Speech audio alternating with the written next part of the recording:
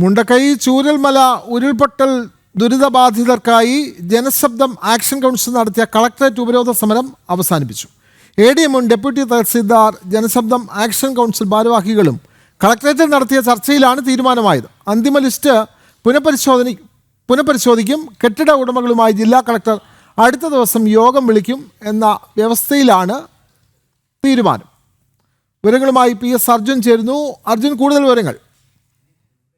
രാവിലെ മുതൽ തുടങ്ങിയ സമരമാണ് ഏകദേശം 3 മണിയോട് കൂടി അവസാനിപ്പിച്ചത്. അതായത് വിവിധ ആവശ്യങ്ങൾ ഉന്നയിച്ചായിരുന്നു ഇവരുടെ സമരം ഉണ്ടായിരുന്നത്. അതിൽ പ്രധാനമായും ഇവർ പറയുന്നത് അനർഹരായ പലരും ഇതിൽ കയറി പറ്റിയിട്ടുണ്ട്, മാത്രമല്ല അർഹതപ്പെട്ട ആളുകൾ ഇതിൽ കയറി പറ്റിയിട്ടില്ല എന്നുള്ള ഇതിൽ ഉൾപ്പെട്ടിട്ടില്ല എന്നുള്ള ഒരു കാര്യം കൂടി ചൂണ്ടിക്കാണിച്ചായിരുന്നു രാവിലെ മുതലുണ്ടായിരുന്ന ഒരു സമരം എന്ന് പറയുന്നത്.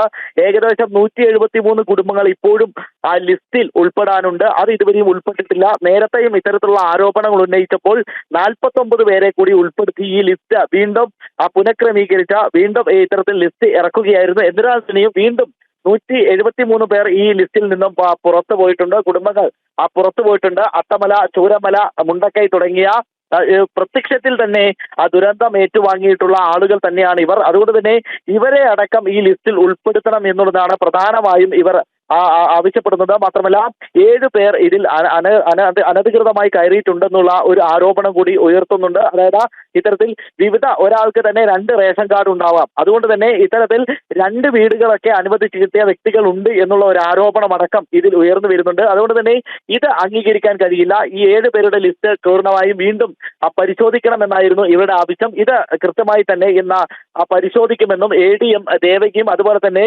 വില്ലേജ് ഓഫീസർ അടക്കമുള്ള ആളുകൾ പറഞ്ഞിട്ടുണ്ട് എന്നുള്ളതാണ് നമുക്ക് മനസ്സിലാക്കാൻ സാധിക്കുന്നത്.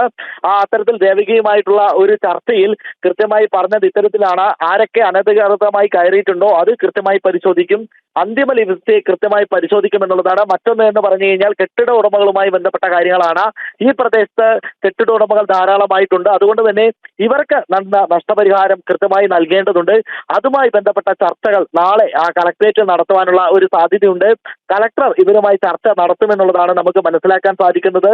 മാത്രമല്ല കിടപ്പ് രോഗികൾക്ക് ലഭിക്കേണ്ട 50,000 രൂപയും അതുപോലെ തന്നെ കുടുംബങ്ങളുടെ കണക്കടക്കം പരിശോധിക്കുകയും ചെയ്യും. അതിനുശേഷമായിരിക്കും ഇത്തരത്തിൽ കിടപ്പ് രോഗികൾക്ക് നൽകേണ്ട 50,000 രൂപയെ കുറിച്ചുള്ള ഒരു തീരുമാനമെടുക്കുക. എന്തിനാ തന്നെയും വലിയ രീതിയിലുള്ള ഒരു സമരമായിരുന്നു എന്ന കളക്ടറേറ്റിന് മുന്നിൽ അരങ്ങേറിയത്. രാവിലെ തന്നെ ജനശബ്ദം ആക്ഷൻ കമ്മിറ്റിയുടെ നേതൃത്വത്തിൽ ദുരിതബാധിതർ എത്തുകയും തുടർന്ന് വലിയ രീതിയിലുള്ള ഒരു പ്രതിഷേധം അവിടെ കാഴ്ചവെക്കുകയും ചെയ്തു.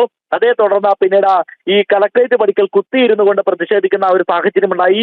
ഉച്ചവരെ പ്രതിഷേധിച്ചിട്ടും യാതൊരു വിധത്തിലുള്ള നടപടിയും അല്ലെങ്കിൽ യാതൊരു വിധത്തിലുള്ള ഒരു സംഭാഷണത്തിനോ ആളുകൾ എത്തിയില്ല എന്നുള്ള ഒരു പരാതി ഈ ദുരന്തബാധിതർ പറയുന്ന ഒരു സാഹചര്യം ഉണ്ടായിരുന്നു. ഇത്തരത്തിലുള്ള ആക്ഷേപങ്ങൾക്കൊടുവിലാണ് ADM അടക്കമുള്ളവർ ഇവിടെ എത്തി ചർച്ച നടത്തുന്ന ഒരു സാഹചര്യം ഉണ്ടായത്.